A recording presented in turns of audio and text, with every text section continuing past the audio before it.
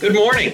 Thank you for taking part in the first Mud Hens virtual school day celebration presented by Owens, Illinois and Great Clips, supported by IBEW Local 245, College Advantage, and WTOL 11.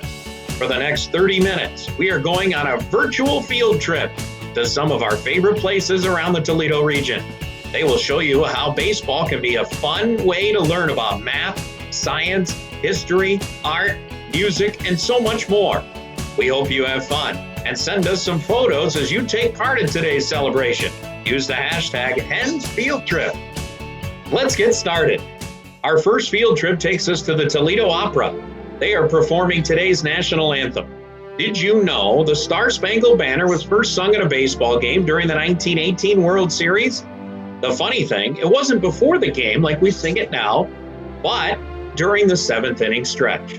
In 1931, that song became our national anthem and is now part of every baseball pregame ceremony. Ladies and gentlemen, boys and girls, the Toledo Opera would like to invite you to help us sing the national anthem. Anyone wearing hats, please remove them and place your right hand over your heart. Oh, say, can you see by the dawn's early light what so proudly we hailed at the twilight's last gleaming, whose broad stripes and bright stars through the perilous fight o'er the ramparts we watched were so gallantly streaming, and the rocket's red glare, the bombs bursting in air, gave proof through the night that our flag was still there. Oh, say does that star-spangled banner yet wave o'er the land of the free and the home of the brave?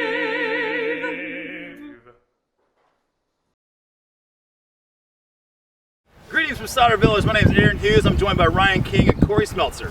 We would like to thank the Toledo Mud Hens for giving us this opportunity to join in this virtual field trip. And today we'd like to talk to you about baseball and its history. Now, the legend of the beginnings of baseball starts in summer of 1839 with Abner Doubleday inventing it. Only problem is he was still a cadet at West Point during that time. Origins are more accurately linked to rounders, a children's game popular in New England by early colonists, and cricket, which is very popular with British culture. Now, earlier games were played typically in fields, and they were considered a gentleman's game, with underhand pitching, and outs were achieved by catching the ball off of one bounce or in the air, only with your hands. Now, in September of 1845, Alexander Joy Cartwright kind of came along and made some rules that basically modern-day baseball is based off of. You have the infield shaped like a diamond, you have the foul lines, and he also had batters getting out with 3 strikes.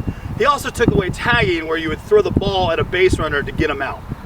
Now, Cartwright belonged to the New York Knickerbocker Baseball Club, and they were the first club to make team uniforms, much like what me and Corey are wearing today. But before then, players would wear their everyday clothes, just like Aaron's doing now. Some of the earlier terms used in baseball were club, which is a team, the pitcher's mound was called pitcher's point, the field was called a playground, your opponent was the adversary, the striker was the batter, ash, hickory, or timber was terms used to say bat, and a bounder, which is a ball that's hit into fair territory that bounces more than once. To let the pitcher know where you want the ball, you would use terms such as knee-high, waist-high, or shoulder-high. A corker was a hard ball hit hard in the air. A daisy cutter is a ball hit hard along the ground. The spectators were the fans. A gamekeeper was the scorekeeper, and an ace was what you called a run scored. We mentioned field conditions earlier, and if you can't tell, we are in one of our horse pastures at Sauder Village. Now, if Kyle Leppelmeyer, the head of turf management for the Mud Hens, were here today, he'd look around and be like, "You're playing baseball in a field?" The ground here is uneven from harvest, and there might even be stubble left from the crop still sticking up. And if you had animals in your field, let's just say there might be some extra things you need to step around. The earliest players of baseball used whatever open space they could find and with as little obstruction as possible. and no one used gloves. They caught everything with their bare hands. Now Ryan and Corey are going to go back and hit, but as we kind of get past this stay in shelter stage, you can go out and actually play with friends. One of the things we want to challenge you to do is play baseball, but vintage baseball style. Get a ball that's not quite a baseball, it's a little bit softer, maybe a tennis ball, a racket ball. Go out and play, don't use a mitt, just catch everything with your hands, and if you have the chance, use a wooden bat. Now we're going to toss it on over to the imagination station where they're going to teach you how to throw a curveball. Here you go.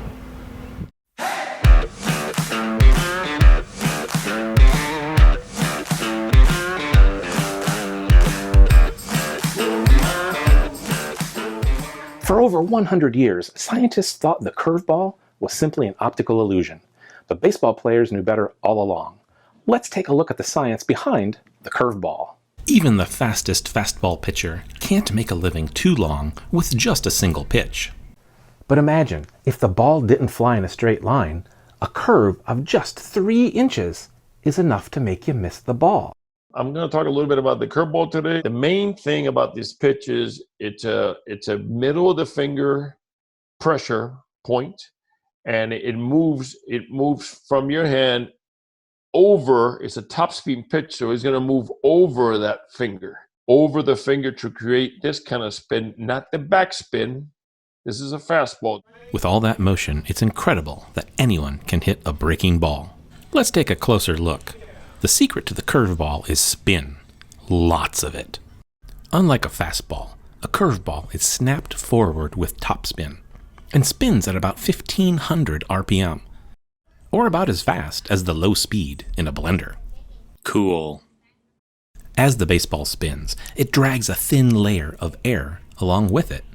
On one side of the ball, the air gets slowed down, while on the other side, it speeds up. These changes in speed change the air pressure around the ball just enough to give it a little push. It's what physicists call the Magnus effect. And that's why the ball drops so suddenly. You can easily demonstrate the Magnus effect at home using a couple plastic cups taped together and some rubber bands. Wrap the rubber bands around the cup a couple times. When you're ready to launch, stretch, aim, and release. Nice. For Imagination Station, I'm Chief Scientist Carl Nelson, and that was some sweet baseball science.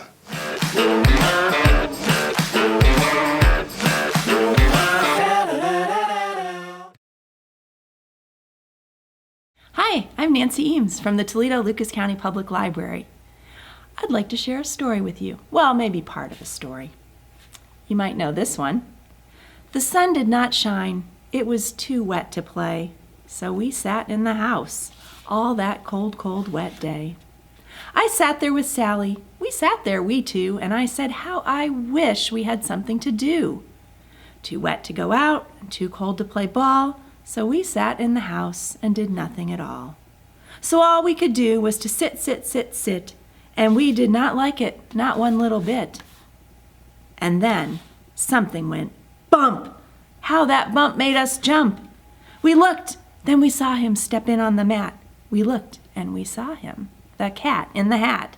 And he said to us, "Why do you sit there like that? I know it is wet and the sun is not sunny, but we can have lots of good fun that is funny." We can have lots of good fun that is funny at the library this summer, and that's what I'd like to tell you about today. You might not have a cat in your house, even one of these kind, but you can join the summer reading program on June 1st and read for 30 days this summer. Read for 20 minutes every day between June 1st and August 1st, and you can win some great prizes. It's easy to keep track of the books that you read. You can download a printable tracker from our website and color in the days as you read. You can download the Beanstack Tracker app on your phone or tablet. Or you can log in online to our summer library program and track there. What if you've read all the books in your house? Well, the library has lots of options for you. You can read online. Overdrive, or Libby, has all kinds of fun stuff like Captain Underpants, Spirit Animals, The Dork Diaries, and iFunny. And if you like to listen to audiobooks, that counts as reading too. Listen to Wings of Fire, Dog Man, I Survived, and Whatever After. Also, if you like comic books and graphic novels, Hoopla has a huge selection for you to read. And if you can't read yet or you're just learning how, Tumble Books and Bookflix have you covered with favorite picture books, readers, and read-alongs. Looking for other things to do this summer? The library has programs too. Check our calendar for free online concerts, magic shows, puppet shows, story times, and more every week this summer.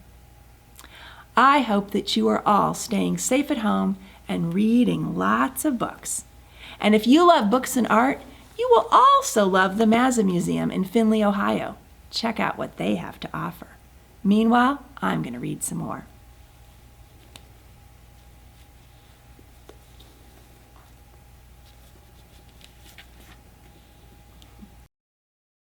Hello, Mazza friends. It's Heather Sensel from the Mazza Museum.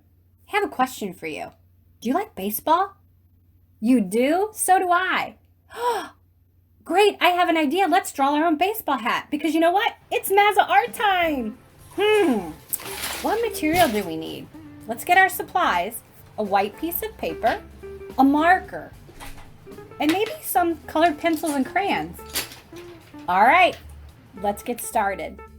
So let's take our marker and we're going to make a rainbow shape. That's right, here we go. Let's stretch that line up. Now we're going to pull it over and then we're going to pull it straight down. That's a great rainbow. Now we need to connect the rainbow at the bottom. So let's kind of use just a little arch. So maybe a like upside down smiley face. Here we go. Right over. You've got it. So now we need to make the front of the hat, the bill.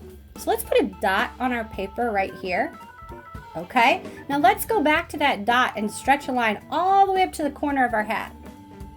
You've got it. Now I'm gonna have you put a dot one other place, right here. That's good.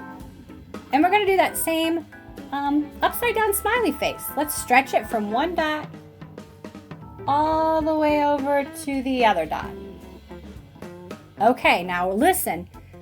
The letter J, the capital letter J, we're going to put a dot up there and we're going to make a capital J that fits all the way up to the dot we put on the hat. You ready? You got it. That's a great job. Let's go to the top of the hat. We'll put one more dot right in the middle. And then we're going to stretch that line, matching that side line perfectly down to meet the top of the J. Wow, this is great. Now let's make a half circle at the top of the hat. Okay, missing something. Oh yeah, let's put two holes. Did you know a baseball hat has holes in it? Good job. Let's go back down to the corner right here and let's just make a half a circle. And then let's color that in. That will make our hat bill look a little bit thicker, like it's poking out. And then let's make one more line. We can do it. And let's follow all the way across, just leaving a little space. Remember that J? Let's follow it all the way back up. Oh my gosh, it looks great. But there's a lot of white space. I have an idea. We can make our own team hat. We can make our own logo. So let's think. I wonder. You know, I do like cats. And cats can be tough and rough, and they can run fast. So they'd be a good name for a baseball team. I think I'm gonna have this hat be the Thundercats. Wow, great hat. Let's color it in. Get your pencils, your crayons, maybe even markers or whatever you have near you. And you can color your hat however you want to. So let's color our hats and get them exactly how we want them. These are great baseball hats. Wow, I love playing baseball and now I have my own team hat. That's right, the Thundercats. I wonder what other friends have made. Let's see. Oh look, it's the Mazza Museum hat. That's neat. Oh my gosh, that could be called what? Oh, the Diamond Dogs. Oh, smiley face. Oh, I've got it, the Smiling Seahawks. Oh, I think everybody knows this one. It's the Toledo Mud Hens. Guys, thanks for coming, and thanks for drawing with us. And remember to come and explore the art within the story at the Mazza Museum. Follow us at mazzamuseum.org. We would love to see you anytime. Hey kids, get out of your seats and let's see you dance. Keep a lookout for the Muddy's Buddies Kids Club Camp, presented by Kroger.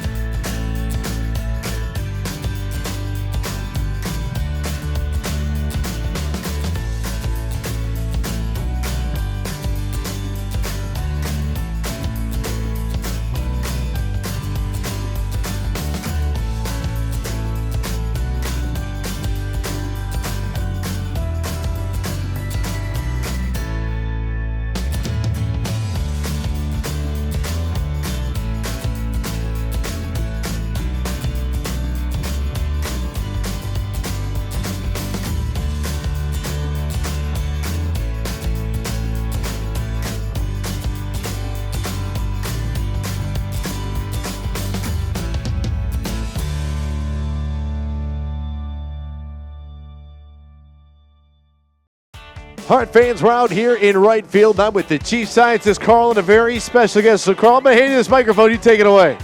All right, I just met Caitlin out here in the audience. She is super cool, and she knows her science. She's going to talk us through what we're doing today. Caitlin, take it away. Hi, my name is Caitlin Ketchum, and I'm from Ayersville.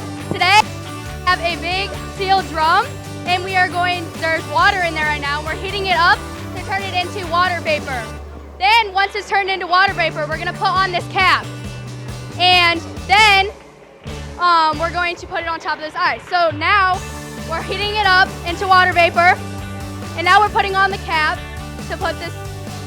So yeah, there's water vapor in this right now, and they're putting on this cap.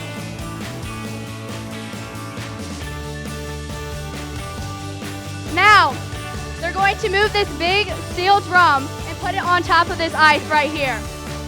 And it's very, very hot.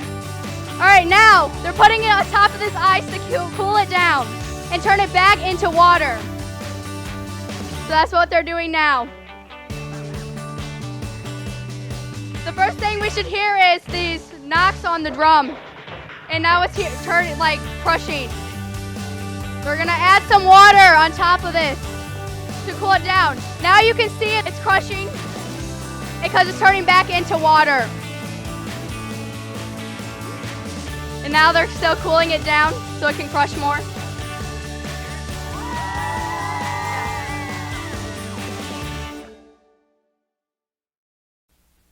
Hi, I'm Kyle Uppmeyer with the Toledo Mud Hens. I'm the sports turf manager here, and I'll tell you a little bit about the life of a groundskeeper and what we do every day, how we use math, how we use science, how we use different technologies in the course of our workday. We, on a daily basis, are in charge of the playing surface here, anywhere from taking care of the grass to taking care of the infield dirt to the warning track to the mounds and the plates. A lot of our math is geometry. The shape of the dirt is a circle at home plate and pitcher's mound. Each base is a perfect square. Home plate is in the shape of a pentagon. If you take a square and spin it on its point, that makes a diamond, and that's what we have here. The reason it's called a ball diamond is because it is in the shape of a diamond. If you look at home plate and second base, and using first base as your right angle, you have a perfect right triangle. There's multiple different soils we use here at Fifth Third Field. Underneath our grass, we have a 90% sand, 10% peat mixture to allow really quick drainage. Sand is a larger particle, and the water will go through there a lot faster. The grass is able to keep the sand stable enough because it's not like walking on a beach. The grass and the roots bond that sand together to make it super firm.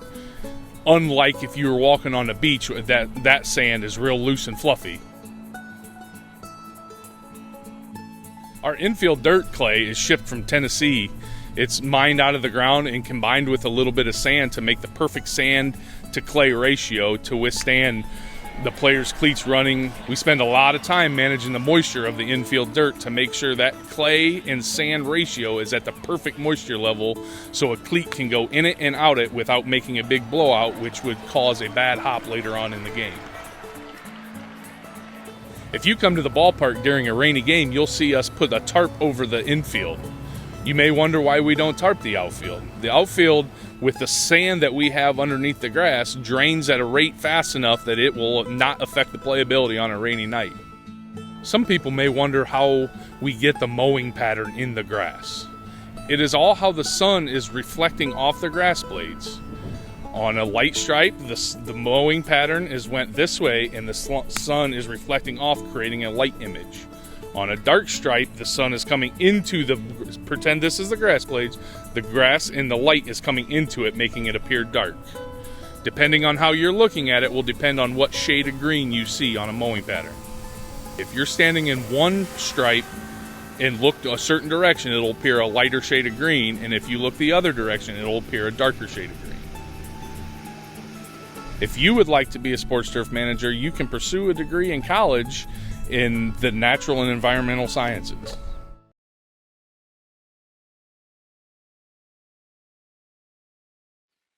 Hello, I'm Kate Fineski, and I'm from the National Museum of the Great Lakes, although today I'm saying hi from my home's backyard. In the sport of baseball, have you ever noticed how catchers tell pitchers what type of pitch to throw? They can't just yell across the field, "Throw a fastball." They have to use hand signals to communicate over a long distance. Different catchers use different signals, but one finger might mean to throw a fastball and two fingers might mean to throw a curveball. Sailors on the Great Lakes had a similar problem. Sailors on different ships would have to send messages to each other over long distances. Before the telegraph, radios, or cell phones, they could only talk to ships that were close or that they could actually see. They'd try yelling and waving, which, wasn't very effective. At our museum, we also have a cannon they use to send signals and a megaphone they use to yell louder. In 1857, the International Signal Flag Code was standardized so that all sailors were using the same signal flags to communicate. Today, we're going to show you how signal flags work. In the signal flag alphabet, each flag stands for a letter of the alphabet. Can you guess what we are spelling using signal flags? We're going to spell 2 words. Each word is 4 letters long. The third letter is an A. Now we know the first word is play. Can you guess the second word? It starts with a B. And then the next letter you should already recognize. It's an A. Finally, the last 2 letters are the same. Play ball. We can't wait to play ball with the Mud Hens again. If you want to make your own signal flag message, you can visit our website to find the full alphabet and to get at-home instructions. That's nmgl.org/kid-zone. Play ball.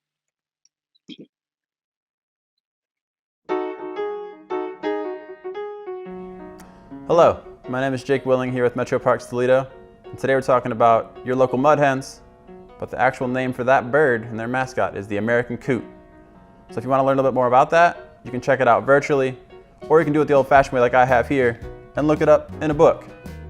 So if you've heard of the Mud Hens, there's a good chance you're wondering exactly what a mud hen is. They're also known as marsh hens, swamp chickens, but their technical term is an American coot. They're a very strange waterfowl. They kind of waddle that line between common and bizarre. What's so different about them? For starters, the coot is a rather awkward flyer.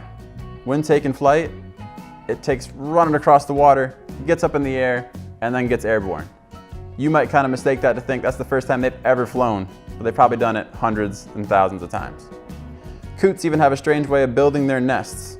While their duck counterparts construct nests of leaves, grass, and usually on land or in a tree, the mud hen will clump up much aquatic vegetation as possible and anchor it to a reed or a lily pad actually in the water. Their nest is only going to last for about a month. Conveniently, their 8 to 12 little speckled eggs will hatch within that month. Occasionally, coots will actually lay their egg in another bird's nest. It's called brood parasitism. They'll put their egg in somebody else's nest, let that bird raise it as if it was their own. That way the coot can carry on and do its own thing. Vast majority of a coot's diet is comprised of aquatic plants and algae. However, it says right here, they're actually omnivorous and will readily eat small fish, tadpoles, insects, larvae, mollusks, and even bite-sized crustaceans. Coots are also known to practice kleptoparasitism, which is a fancy way of saying they like to steal food from other birds. Doesn't really sit well with me unless you're a mud hen trying to steal a base. Go hens. Unlike ducks, coots do not have webbed feet. Instead, they have folds of skin along their toes, which not only let them swim a little better, it lets them be a little bit more graceful on land. So it's that nice balance of aquatic and actually being on the land, able to move around very well. I think maybe if they're able to move on the land, maybe they act like a chicken. So that's where that mud hens might come from. A little bit of that quirky name. So this spring, when you're out visiting one of your beautiful metro parks along the river, out at Howard Marsh, over by Lake Erie, feel free to get some cool photos, learn a little bit more about the coot, and get outside yourself. All right, so let's wade a little deeper and talk about those webbed, semi-lobed feet with those little skin folds. So in front of me, I have a little activity set up. I got a little bowl of water. I got some pencils. We have some paper clips. We have some paintbrushes. We have some spoons. If you have toothpicks or even popsicle sticks, those will work really well. We're gonna use these items to showcase how those webbed feet help them swim through the water. So we're gonna grab these ones real quick. See how these are nice and wide? Just that skinny little toe, as if there's no webbing. Place that in the water, pull it through. You'll feel a little bit of resistance, but not very much. They'll be able to swim, but not super well. Do that one more time. Set this one back down here.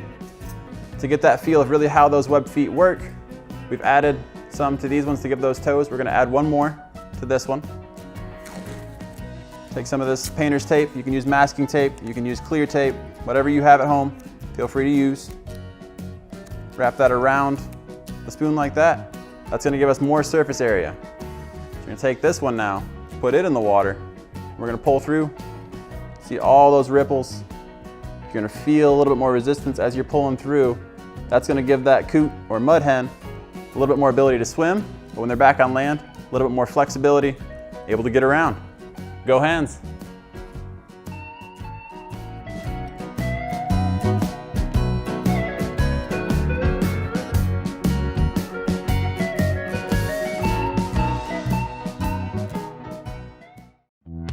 All right, fans, we're out here in right field. I'm with the chief scientist of the Imagination Station, Carl. And Carl's got a couple of things in his hand. One of them is smoking right now. Carl, what's happening here? It's actually boiling. This is liquid nitrogen. It's 320 degrees below zero, always changing from a liquid to a gas. This 1 cup of liquid, if it were to change into gas, nitrogen gas, it would fill this entire 44-gallon container in front of us.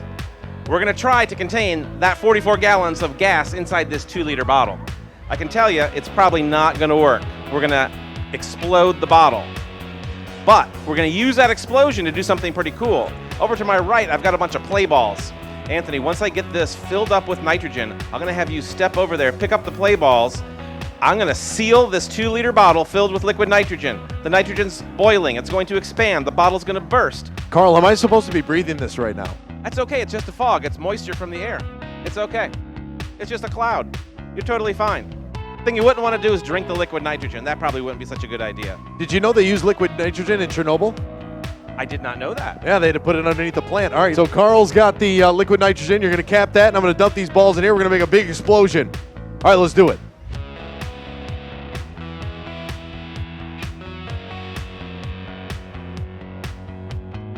Now we're going to step back, and I'm going to follow your cue. We're going to count down together.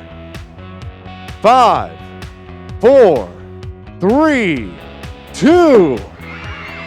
More fun, more science all game long with the Imagination Station. Visit them on the web at imaginationstationtoledo.org. All right, kids, now before we close out our virtual school day celebration, we need your help. It's time for the Noise Meter powered by Owens Community College, and we need you to make as much noise as possible. How loud can you get? Come on, T-Town, get out of your seats, get on your feet, and let's hear you scream!